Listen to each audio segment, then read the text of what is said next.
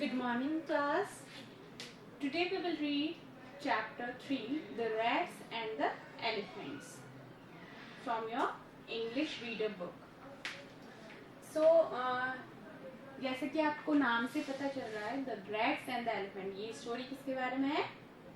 Rats के बारे में और एलिफेंट्स के बारे में. तो यहाँ पर अगर मैं आपसे कुछ क्वेश्चंस पूछूं, क्या हम सभी सेम साइज के होते हैं, या फिर क्या जो छोटा जानवर है या कोई छोटा स्मॉल साइज का अगर कोई पर्सन है तो वो क्या बड़े इंसान की या बड़े साइज के एनिमल की हेल्प कर सकता है. तो इस चैप्टर के अंदर हम यही पढ़ेंगे कि किस तरह से जो रैट्स हैं उन्होंने एलिफेंट्स की हेल्प की. So let's start our chapter. Long,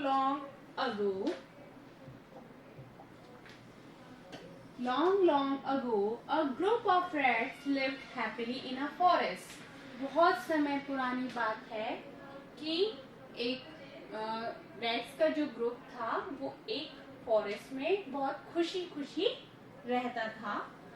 One day, a herd of elephants passed through that area in search of water. तो हर्ड क्या हो गया? एलिफेंट्स का झुंड हो गया. ठीक है.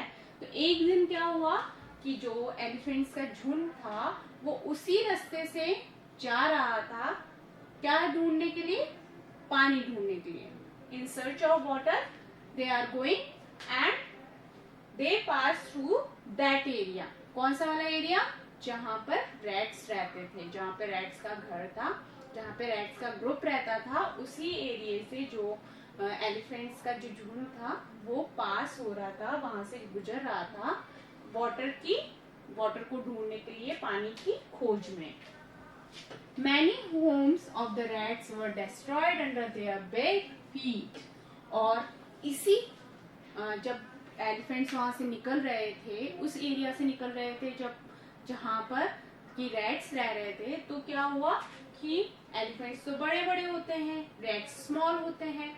तो क्या हुआ कि जब एलिफेंट्स उस रास्ते से गुजर रहे थे, निकल रहे थे, तो कई जो रैट्स थे वो एलिफेंट के पैर के नीचे आके कुचल गए थे, मर गए थे.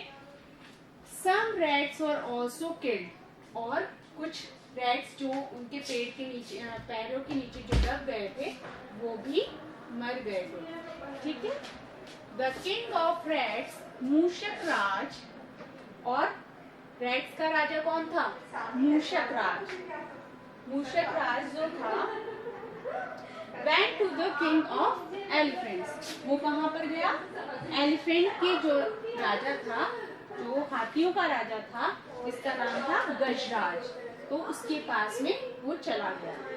And requested him to take his herd through another route to the pond. और उन्होंने क्या रिक्वेस्ट की मूषक राज ने गजराज से कि आप अपनी जो झुंड है, हाथियों का जो झुंड है, उसको किसी और रास्ते से तालाब की तरफ लेके जाओ, ताकि हमारे जो रैट्स हैं वो हाथियों के पैर के नीचे दब के ना मरे. He accepted the request and told the elephants to take the other way without disturbing the rats. तो इस तरह से जो मूषक राज ने जो रिक्वेस्ट की, और तो गजराज ने, जो हाथियों के जो राजा थे उनका नाम क्या था? गजराज.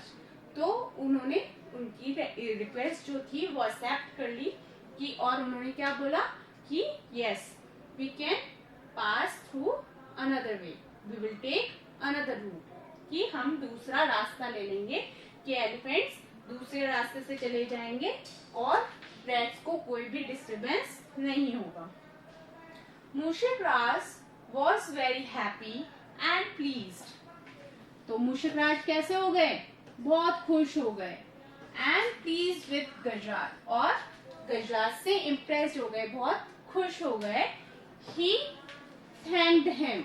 और मूषक राज ने गजराज की गजराज ने जो उसकी रिक्वेस्ट जो थी वो एक्सेप्ट कर ली थी, इसलिए मूषक राज ने गजराज को थैंक भी बोला and promised that the rats would always be ready to help the elephants if needed.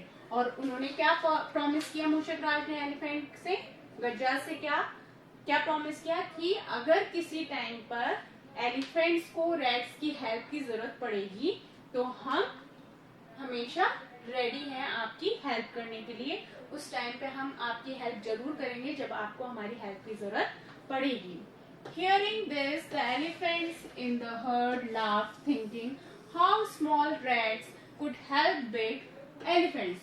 तो ये जो बात थी मूषकराज और गजराज के बीच में, वो बाकी एलिफेंट्स भी सुन रहे थे, तो सारे एलिफेंट्स हंसने लग गए, है ना। मूषकराज की ये बात सुन के कि किस तरह से रैट्स जो है वो एलिफेंट्स की हेल्प कर सकते हैं, क्योंकि रैट्स तो बहुत छोटे होते हैं और एलिफेंट्स बिग होते हैं, बड़े होते हैं, तो किस तरह से रैट्स जो है वो एलिफेंट्स की हेल्प कर सकते हैं। तो इस बात के लिए बाकी एलिफेंट्स को बहुत हंसी आई कि ये तो इम्पॉसिबल है कि रैट्स जो है वो स्मॉल इन साइज होते हैं। तो जो मूषकराज थे उन्होंने गजराज से जो हेल्प मांगी, गजराज को हेल्प के लिए प्रॉमिस किया कि एक दिन हम भी आपकी हेल्प करेंगे। तो इसके लिए सभी जो एलिफेंट्स थे वो हंसने लगे, झुंड में जो भी एलिफेंट थे वो हंसने लग गए। आफ्टर अ फ्यू मंथ्स, थोड़े महीनों के बाद में क्या हुआ, थोड़े महीनों के बाद में जब ये सब कुछ सही चल रहा था, one fine day when the rats were playing they heard loud shouts of elephants coming from the direction of the pond. तो क्या हुआ एक दिन कि जब रैट्स जो थे वो खेल रहे थे, when the rats were playing they heard loud shouts of elephants coming from the direction of the pond.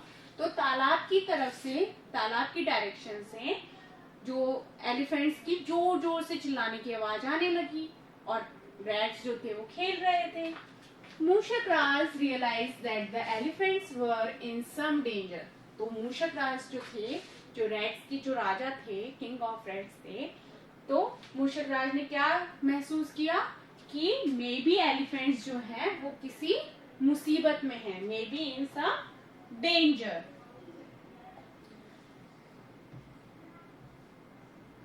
He asked some of the strong rats in his group to come along and went in the direction of that sound. और फिर उन्होंने मूषकराज ने क्या बोला कि जो उनके group के कुछ जो स्ट्रॉन्ग चूहे थे, ताकतवर तो नहीं बोल सकते, लेकिन कुछ अच्छे वाले जो स्ट्रॉन्ग चूहे थे, उनको उन्होंने ग्रुप में से बुलाया और बोला कि आप लोग मेरे साथ चलो। और वो लोग उसी डायरेक्शन में गए जिस डायरेक्शन से एलिफेंट्स की चिल्लाने की आवाज आ रही थी तालाब के पास। Near the pond they saw the elephants caught in the traps kept by some hunters. और उन्होंने क्या देखा, तालाब के पास में किसी हंटर ने, किसी शिकारी ने जाल बिछाया हुआ था, तो वो उस जाल के अंदर ट्रैप हो गए, फंस गए। तो उन्होंने देखा कि जो एलिफेंट्स थे वो उस जाल के अंदर फंसे हुए थे जो कि एक शिकारी ने बिछाया था जानवरों को पकड़ने के लिए। The rats quickly started biting the ropes with their sharp teeth. तो फिर उन्होंने क्या किया, रैट्स ने जो जाल था उसको अपने शार्प टीथ से काटना शुरू कर दिया। Soon the elephants were set free. और बहुत ही जल्दी वो कुतर रहे थे उस जाल को, तो फटाफट से जो एलिफेंट्स थे वो आजाद हो गए उस जाल से। They thanked the rats and also felt sorry for making fun of their small size. और फिर उन्होंने क्या, रैट्स को थैंक किया, जो एलिफेंट्स थे उन्होंने रैट्स को थैंक किया कि आप लोगों ने हमारी हेल्प की। और जब मूषकराज ने हेल्प करने का प्रॉमिस किया था तो उस वक्त एलिफेंट्स हंसने लग गए थे, तो उस बात के लिए भी उन्होंने माफी मांगी कि हमने आप लोगों का मजाक उड़ाया कि कोई छोटी चीज, कोई छोटा जानवर इतने बड़े एलिफेंट्स की कैसे हेल्प कर सकता है, इसके लिए हमने आपका मजाक उड़ाया, उसके लिए हम सॉरी मांगते हैं। और इस तरह से हमारी स्टोरी जो है वो कंप्लीट होती है।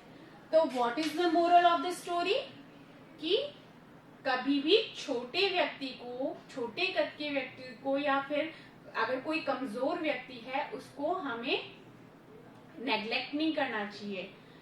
वो भी कभी कभी हमारी हेल्प कर देता है। तो कभी भी ऐसे नहीं सोचना कि मैं तो बड़ा हूँ और कोई छोटा व्यक्ति मेरा कैसे हेल्प कर सकता है। तो हमारे जैसे छोटे भाई बहन है तो हम हमेशा अपने छोटे भाई बहनों की हेल्प करते हैं, लेकिन कभी कभी ऐसा होता है कि वो भी हमारे लिए हेल्पफुल होते हैं। तो इस वजह से हमें क्या करना है, छोटे जो जानवर हैं या जो छोटे व्यक्ति हैं, स्मॉल साइज आपके जैसे ब्रदर एंड सिस्टर हैं, तो उनको भी कभी नेग्लेक्ट नहीं करना है, उनसे भी प्रेम के साथ में मिलजुल कर रहना है। तो this one is the word meaning. ठीक है, ये आपको कॉपी में नोट डाउन करने हैं। So that's all for today.